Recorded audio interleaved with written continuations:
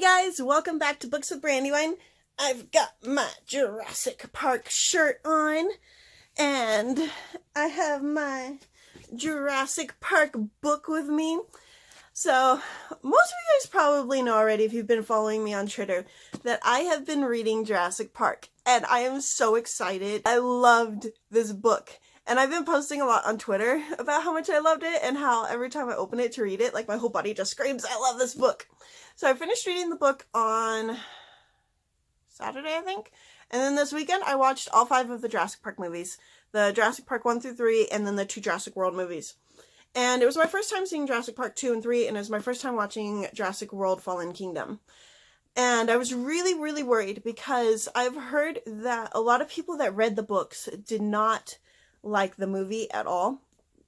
And so I was really worried that when I read the book that I was going to hate the movie. But I'm glad to say that the movie is safe. I still love the movie, although I think that's mostly due to the fact that I've watched the movie so many times in my childhood and that the movie already holds such a strong part of my heart. As it is, this book now holds a new place in my heart as one of my favorite books. And now that I've seen the list of some of the other books that Michael Crichton has read, of course he's read, Michael Crichton has written, I really want to read a lot of his other books too, because they're some of my favorite movies. So I took probably about a month to read this book. It is a thicker book than I'm used to reading. It is an adult book. I'm used to flying through like children's fantasy books. So this did take me a little bit longer. There is a lot of dialogue in this book, but the good news is it's not the boring kind of dialogue. You know, usually you'll like be reading dialogue, you're like, oh my gosh, please stop, you're going on and on and on.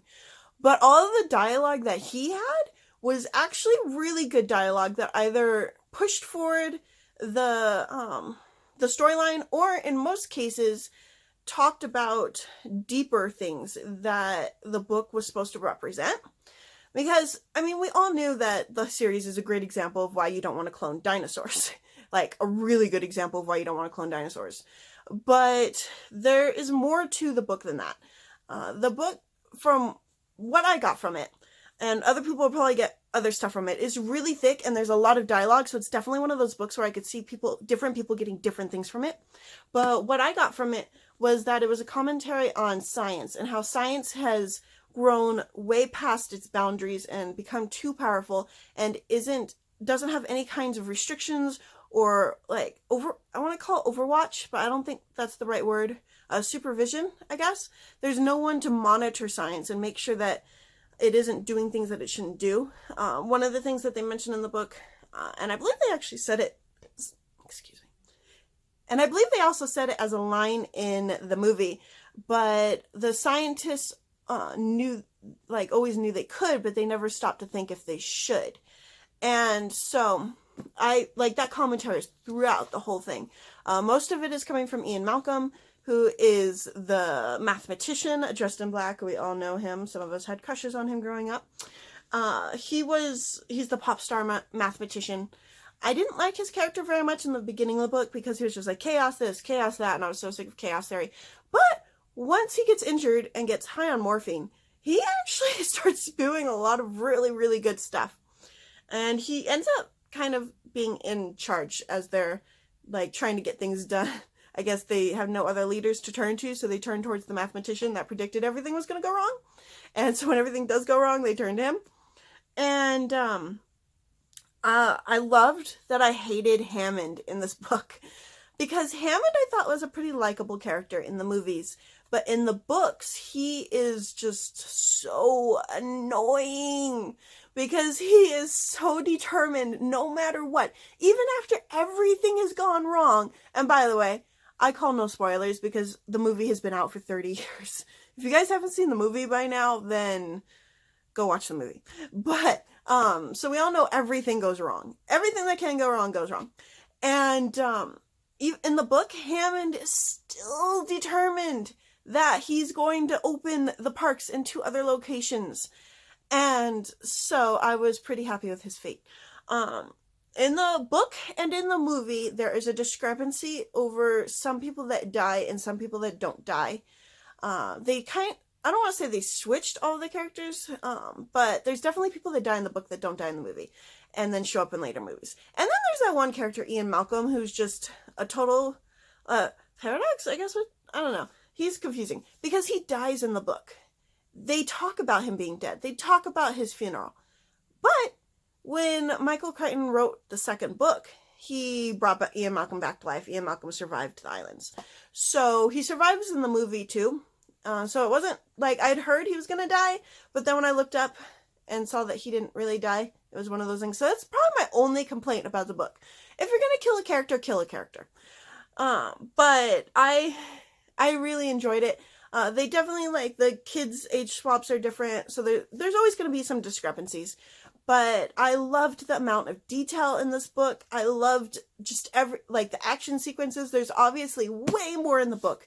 And when I watched the movie, that was really weird to see how fast they had to go, but they did have to fit a lot of stuff in a very short amount of time. And the movie's amazing, and all the special effects were amazing because they actually used dinosaurs that almost killed people getting squished inside them. But yes, I am going to read this book again. Not right now, because I really, really want to get to Christmasaurus. But I'm going to read this book again. I loved this book. I'm going to read its sequel because I loved this book. It is really, really well written. I would suggest reading it, especially if you are a fan of the movies and one of your hesitations has been that you might not like the movies. I just watched all 5 movies and I want to watch more of them. I still loved Jurassic Park. I love Jurassic World. Jurassic World Fallen Kingdom was okay. I was expecting more dinosaur chases because after watching the first 4 movies, I was expecting tons and tons of dinosaur chases, and there were dinosaur chases, just not as many as I was expecting. I loved the logic that was in this book. You know, one of the things they never explain in the movies is how is Alan Grant so, like, awesome that he's able to survive. You know, yeah, he's a paleontologist, yeah, he knows these dinosaurs, but come on, let's be real. He's in the middle of, like, certain death situations. And, Ellie actually explains it in the book that one time he went on a trip and the Jeep or whatever he was in went off the road and tumbled down a ton and he broke his leg and he was out there for a week and he still dragged his way back home and survived, which is probably something I could not do. Let's be real, I would die. And so Alan Grant was the perfect person to be stuck in the middle of these dinosaurs trying to survive with these 2 kids that he's dragging along the entire way.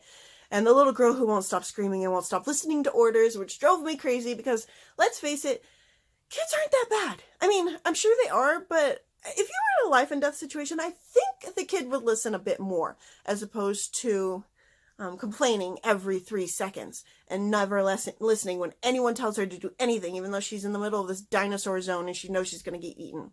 So that was probably my second complaint, was that he was pretty biased against the kids. But other than that, I think it was, like, seriously, I loved this book. So just those 2 complaints for me, not big enough to take away from my love of this book. Go read this book.